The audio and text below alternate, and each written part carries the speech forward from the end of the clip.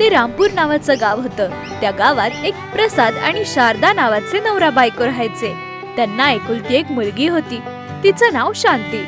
शिकण्यासाठी शहरात जाण्याची सगळी तयारी करून आपल्या आत्याच्या मुलाची शेखरची वाट बघते. शेखर आपल्या आई माधवी सोबत मिळून त्यांच्या गावातच राहायचा.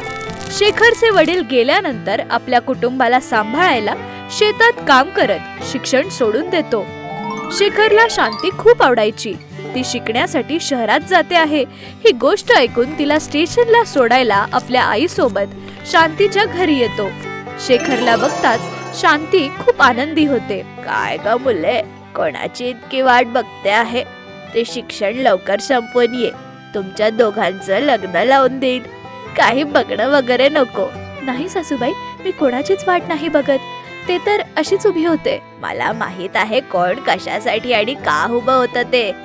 ती गोष्ट बोलून माधवी आत जाते. आपल्या आत्याच्या मुलाला येताना बघते शांती. इतका वेळ कसा झाला? मी तुझी कधीपासून वाट बघते आहेस. तू केव्हा येशील? तुझ्याशी खूप बोलायचं आहे. शेतात काम बघता बघता थोडा उशीर झाला. मी हॉस्टेलला जाते आहे हे तुला माहिती आहे ना. सगळे कामं पहिलेच करायला पाहिजे होते ना. आता गेली तर माहित नाही कधी परत येईल. ठीक आहे. सगळी तयारी झाली ना, तर चालायचं का मग? आत्ताच तर आला ना. नाश्ता कर. खूप काही बोलायचं आहे. पहिलेच खूप वेळ गेला आहे. स्टेशनला जाऊन तिकडे बसून बोलू. ठीक आहे बोलून दोघं तिकडून सोबत स्टेशन कडे जातात. तिकडे झाडाखाली बसतात. काही खाल्लं का अजून काही पाहिजे? मला काहीच नको. तू माझ्याजवळ बस. बस इतकंच. शेखर शांती दोघं जवळ बसता.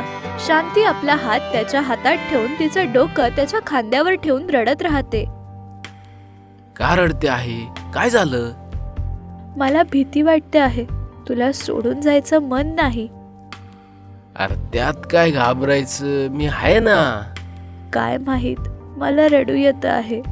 मला खूप जास्ती वाईट वाटतं आहे. अगं येडे, उदास का होते? सणाला तर येशील ना. मी तर शिकलेला नाहीये. जर तू चांगली शिकली तर भविष्यात आपल्या मुलांसाठी पण खूप कामात येईल. बाहेरचं जग कसं असतं ते मला माहिती नाही. जर तुला पण माहित नसल तर कसं? मी तुला पत्र लिहित जाईल, तू मला पत्र लिहित जा.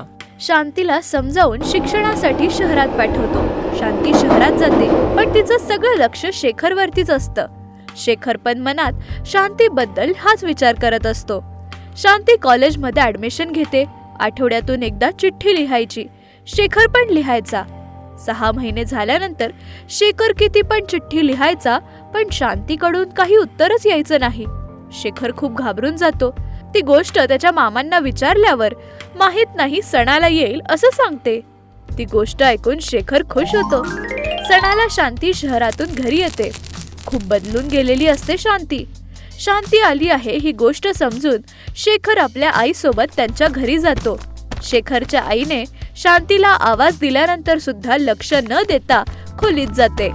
ते बघून शेखर तिच्या खोलीत जातो.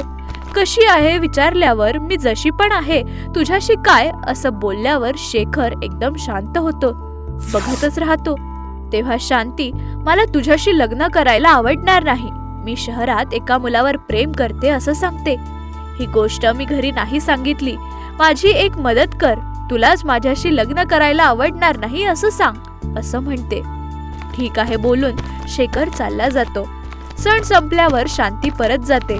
शेखर उदास असल्यामुळे माधवी त्याला जाऊन विचारते. तेव्हा शेखर सगळं काही आपल्या आईला सांगतो. ती गोष्ट समजून माधवी, जर तुझे वडील जिवंत असते तर हे सगळं बघायला नसतं लागलं. उदास नको होस, तुझं खूप चांगले दिवस येतील. त्याच्या काहीच दिवसानंतर शांती जवळून एक पत्र येतं. ते वाचून शेखर तिकडून निघून शांती जवळ जातो. तिकडे आलेल्या शेखरला बघून, काय झालं? शेखर विचारतो. तेव्हा शांती, ती ज्याच्यावर प्रेम करायची त्याने विश्वासघात केला. आता ती गर्भवती आहे असं सांगते. ठीक आहे आपण घरी जाऊ तसं बोलून घरी घेऊन जातो शेखर. सगळ्या गावात ती गोष्ट सगळीकडे पसरते. तिच्या मुलीमुळे त्यांची इज्जत चालली गेली म्हणून आई वडील आत्महत्या करतात. आई वडील गेल्यानंतर ती अनाथ होते. कोणी बोलायला पण नसतं. त्यावर शेखर शांतीला आपल्या घरी घेऊन येतो. ते बघून माधवी, या मुलीला तुझ्या प्रेमाची कदर नाही. त्या दिवशी माझ्या मुलाला त्याच्या प्रेमाला नाही बोलत, त्याला एकट्याला सोडलं. ते पाप असंच जाईल का? शेवटी एकटीच राहिली. शेखर आपल्या आईला शांत बसायला सांगून शांतीला आत घेऊन जातो. काही दिवसांनंतर शांतीचे महिने पूर्ण होता. एक दिवस घसरून खाली पडल्यामुळे अबॉर्शन करावं लागतं. तू किती बिननशिबी आहे. माझ्या मुलाला किती त्रास दिला. त्रास असाच जाईल का? प्रेम करणाऱ्याला त्रास दिला तर काय भोगावं लागतं ते बघितलं. आपलं बोलणारा आता कोणीच नाही. तू शांत राहा. पहिले शिलय उदास आहे. असं सगळं बोलून तिला अजून का उदास करते तू? हो शेखर, आत्या काही चुकीचं बोलत नाही. चूक केली त्याचे भोग भुगते आहे मी जे केलं त्याच्यामुळे सगळ्यांनाच खूप त्रास झाला आहे. असा का विचार करतेस तू? आराम कर. असं बोलून तिकडून जाऊन आपल्या आईला शांती सोबत मी लग्न करेल असं सांगतो. ती गोष्ट ऐकून माधवी ऐकत नाही, पण शेखर आपल्या आईला मनवतो शांती सोबत लग्न करून प्रेमाने राहायचा. तुम्हाला ही गोष्ट आवडली तर लाईक आणि कॉमेंट करा आणि अशाच गोष्टींसाठी आपल्या चॅनलला सबस्क्राईब करा. Thank you for watching.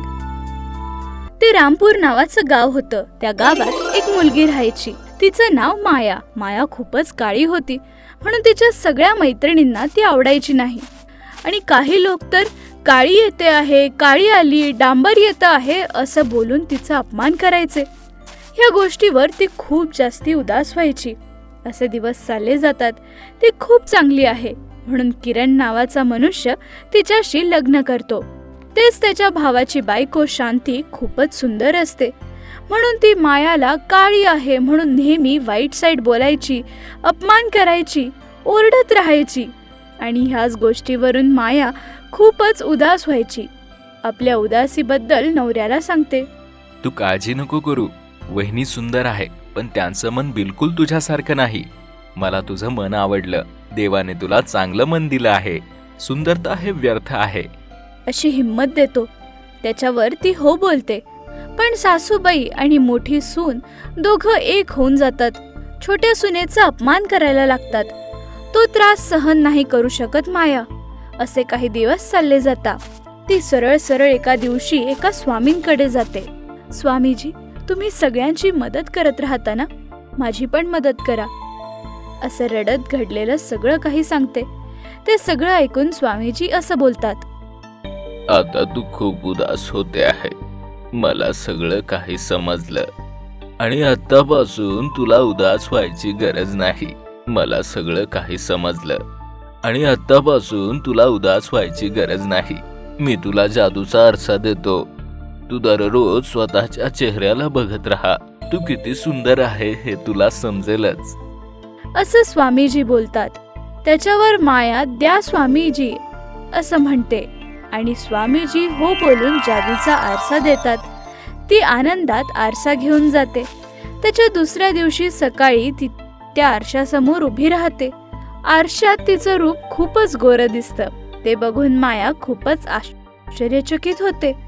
हे काय, मी खरंच इतकी सुंदर आहे? असं बाजूला ठेवलेल्या आरशात आपला चेहरा बघते, पण त्या आरशात ती काळी दिसते. तिला काहीच समजत नाही. हे काय, स्वामीजींच्या आरशात सुंदर दिसते आहे, तर मग ह्याच्यात अशी का दिसते आहे? अशी उदास होते आणि तेवढ्यात त्या जादूच्या आरशातून आवाज ऐकायला येतो, हे बघ माया, मी जादुई आरसा आहे. तू जे बघितलं ते तुझं मन होतं. तुझं मन जितकं साफ असेल तेवढं तुझं रूप जास्ती चमकेल. मनुष्यासाठी महत्वाचं त्याचं बाहेरचं दिसणं नसतं, तर अंतर्मन असतं. तुला समजेलच. असं ऐकू येतं. त्या गोष्टीवर माया मला चांगलं समजलं असं बोलते. त्या आरशाशी बोलते. असे दिवस चालले जातात. तिने रोज आरशात बघितल्यामुळे तिचं मन अशा प्रकारे साफ असतं. तिचं रूप सुद्धा तेवढ्याच स्वच्छतेने तेवढंच सुंदर बनतं. ते बघून जेठाणी आणि सासूबाई दोघं आश्चर्यचकित होता. बघता बघता तू इतकी सुंदर कशी काय झाली? अशी कशी बनलीस? असं विचारते. ती हळूच हसून तिकडून चालली जाते. खरं काय आहे ते समजण्यासाठी जेठाणी आणि सासूबाई दोघं पण तिच्याशी खूप प्रेमाने बोलतात. ते बघून ती खूप खुश होते, पण तिच्या मनात उदासी अशीच कायम असते आणि ती सरळ सरळ स्वामीजींकडे चालली जाते. स्वामी, तुम्ही दिलेल्या आरशाने मला खूप सुंदर बनवलं, पण माझ्या मनात एक शंका आहे. ते समजलं नाही, सगळे बाहेरच्या सुंदरतेला का प्रेम करतात, त्यांचं मन का नाही बघत. मला खूप वाईट वाटतं आहे. सुंदर लोकांना एकासारखं आणि कुरूप लोकांना वेगळं बघता. मैत्रीचं आणि सुंदरतेचं काय घेणं देणं. कुरूप असतो तर आम्ही मैत्री करण्याच्या लायक नाही, सुंदर असेल तर मैत्री करतील, असं माया रडत राहते. हे बघ माया, या दुनियेची हीच रीत आहे. ज्या व्यक्तीत जी कमी असते त्याच्यावर तेच बोट ठेवून दाखवतात. हो स्वामीजी, मनुष्याचे वागणे केव्हा कसे असेल कोणालाच माहित नाही वाटतं. पण जे पण असेल, बाहेरून तर मी आनंदीच आहे, पण आतून खूप जास्ती उदास आहे. त्याला बाजूला केलं तर तुमची आभारी राहील स्वामी. मला इतका सुंदर चेहरा दिल्याबद्दल आभारी आहे. आभार मानून तिकडून जाते. त्या सगळ्या गोष्टी लपून जेठानी आणि सासूबाई ऐकत राहतात आणि तेव्हाच त्या दोघी एकमेकींशी असं बोलतात. हो हो, आता समजलं, ही सगळी स्वामीजींची महिमा आहे. सगळ्या जादूच्या आरशात आहे. त्याला आपण घेऊन जाऊ. चला सासूबाई, ती येण्याआधी आपल्याला तो गायब करावा लागेल, असं बोलून तिच्या पहिले त्या घरी चालल्या जातात. आरशाला लपवून देतात. बिचारी, जादूचा आरसा चालला गेला विचार करून माया खूप जास्ती उदास होते. ती जाऊन ते सगळं स्वामीजींना सांगते. घाई नको करू, काय होतं ते बघत राहा, असं बोलून तिला स्वामीजी पाठवून देतात. सासू सुना दोघी आरशासमोर उभ्या राहून स्टाईल मारतात. आरशात त्या खूप जास्त सुंदर दिसतात. असे काही दिवस चालले जातात. त्या सासू सुना दोघी बघता बघता काळ्या पडतात. स्वतःच्या रूपाला बघून त्या स्वतः जास्ती घाबरतात. एकमेकांशी असं बोलतात. अरे काय, आपण असे काळे बनलो आणि ती तर इतकी गोरी झाली. माहित नाही आपण इतक्या काळा कशा झालो, असं त्या दोघी रडतात. त्या दोघींचा आवाज ऐकून छोटी सून तिकडे येते. दोघींना बघून आश्चर्यचकित होते. काही उपाय न दिसता तिला असं बोलतात की आरसा त्यांनी चोरला, त्याचा उपयोग केल्यानेच आम्ही इतके काळे झालो. त्याला काय उपाय असेल तर सांग, असं रडत राहता. अरे, हे काय केलं? बरं, काही नाही, आत्ताच स्वामींकडे जाऊन काही उपाय मागू चला, असं त्यांना स्वामीजींकडे घेऊन जाते. तिकडे स्वामीजींना घडलेलं सगळं काही सांगता. स्वामीजी सगळं ऐकून असं बोलता. हे बघा, तुम्ही चोरी केली म्हणूनच तुम्हाला ही शिक्षा मिळाली आहे. स्वतःच्या मनातलं कधी पण स्वार्थ बाजूला करून बघितलं तर मनुष्याला मनुष्याच्या रूपात बघाल. जेव्हा तुम्हाला परत तुमची सुंदरता मिळेल, पण तोपर्यंत तुम्हाला असंच राहावं लागेल, असं बोलता त्या दोघी. स्वामी, खूप मोठी चूक झाली.